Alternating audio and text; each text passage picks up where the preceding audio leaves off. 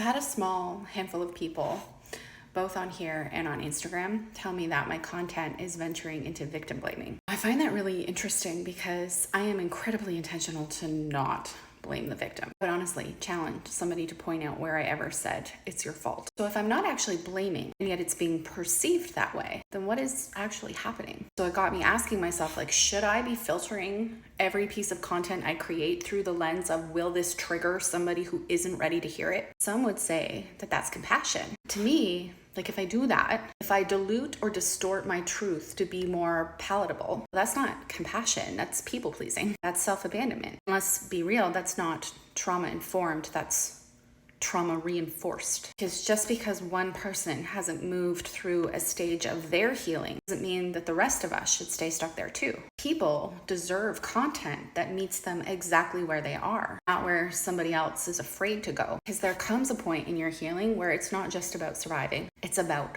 expanding and thriving, like actually evolving. So I don't know, I don't think that I am here to coddle everyone's perception. I am here to speak truthfully. The reality is sometimes the truth doesn't feel soft. Sometimes the truth disrupts. Sometimes the truth will stretch you. Some truths meet you where you will be, not where you currently are. And if your trauma is still blocking your perception, you might not be able to receive the nuance. It doesn't mean the content is victim blaming. It just means that you're not ready for it. And that's okay, but it's also not other people's responsibility. My work is to speak with integrity. The more I heal, the more I realize that censoring truth for the comfort of others is not compassion, it's control. And honestly, expecting the world to cater to your wounds, that's the very thing we call narcissism in every other context.